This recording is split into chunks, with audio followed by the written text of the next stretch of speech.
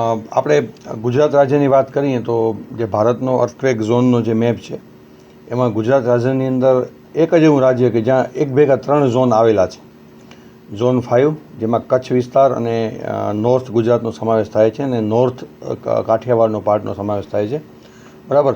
અને ઝોન 4 જેની અંદર સૌરાષ્ટ્રનો અને ઘણો બધો વિસ્તાર આવી જાય છે, અને ઝોન 3 જેની અંદર અરાવલીનો મતલબ જે નોર્થ ગુજરાતની અંદર જે અરાવલીના પથ્થરો છે એના પથ્થર આવી ગયા છે, બરાબર. તો અને ભૂકંપ જે છે એ કચ્છ અને સૌરાષ્ટ્રમાં તો આવે જ છે અને આવતા જ રહે છે, આપણે જોઈએ છીએ. કચ્છમાં સૌથી વધારે આવે છે, ઝોન 5માં આવે છે, કારણ કે અહીંયા કને જે પણ ફોલ્ટ છે બધે એક્ટિવ છે અને કન્ટિન્યુઅસ ઉર્જા એની અંદર ભેગી થાય છે અને અમુક ટાઈમ પછી ઉર્જા પથ્થરો તૂટવાને કારણે રિલીઝ થાય છે.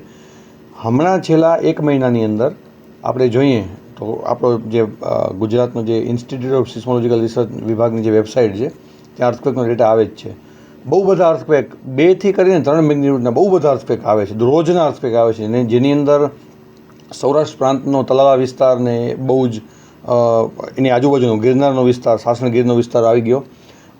સાઉથ ગુજરાતની અંદર જે વલસાડનો વિસ્તારમાં ભૂકંપ આવે છે, અને કચ્છની અંદર ખાસ કરીને આપણો જે ભચાઉ અને રાપરની વચ્ચેનો જે બેલ્ટ છે એમાં ભૂકંપ આવે છે.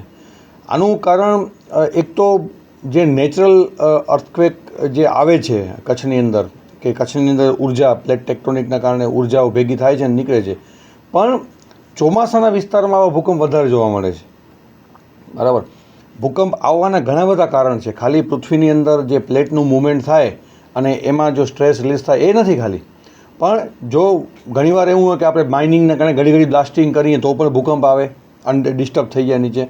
વરસાદના કારણે પણ ભૂકંપ આવે છે. વરસાદના કારણે ભૂકંપ કેવી રીતે આવે કે જે પથ્થરની અંદર જ્યાં બહુ બધા તિરાડ હોય, મતલબ તૂટફૂટ નીચે થઈ હોય પથ્થરની અંદર, અને વરસાદના કારણે જે પાણી એ પથ્થરમાં ઉતરે. હવે માની લો કે એક આ પથ્થર છે, હવે એની ઉપર ઓલરેડી ચારે બાજુથી પ્રેશર આવે છે અને એની અંદર ઉર્જા એ દબાણમાં છે પથ્થર, અને એ તૂટે તો ભૂકંપ આવે. પણ જ્યારે આ પથ્થરની અંદર પાણી ઉતરે એટલે શું થાય કે એની ઉપર ઉર્જા આવે છે ને, આ પાણી ઉતરવાના કારણે પથ્થરે ફૂલાય એટલે ઉર્જાનો વિરોધ કરે, એટલે જે જ્યાં ફોલ્ટ હોય ને એમાં ડબલ ઘર્ષણ થાય. તો જ્યારે પણ વરસાદ આવે તરત જ નહીં, પણ વરસાદનું પાણી જ્યારે નીચે ઉતરે અને એ નીચે ઉતરે અને એના કારણે જે સ્ટ્રેસમાં ડિફરન્શિયલ મૂવમેન્ટ થાય અને એના કારણે તિરાડોમાં નાનકડા મોટા જે મૂવમેન્ટ થાય એના કારણે ભૂકંપ નાનકડા મોટા આવે, જે વરસાદની સિઝનના દરમિયાન અથવા તો વરસાદ પૂરો થઈ જાય એના અમુક દિવસો પછી આવે. આ પહેલું રીઝન. બીજું રીઝન કે આપણે શું કરીએ છીએ કે જે પાણીનું બોરમાંથી ઘણું બધું પાણી કાઢીએ છીએ, બરાબર, એટલે પથ્થરો જે છે એ હલકા થઈ ગયા. હવે વરસાદ આવે એટલે કરોડો ટન પાણી પાછું એ પથ્થરમાં ઉતરે, એટલે જે પથ્થરની અંદર જે ફોલ્ટના ઉપર ને નીચે જે 2 પથ્થર છે એમાં પાણી ઉતરવાના કારણે પણ પથ્થરમાં પાછો ભાર વધી જાય, અને ભાર વધી જાય એટલે વળી પાછું નાનકડું મોટું મૂવમેન્ટ થાય છે.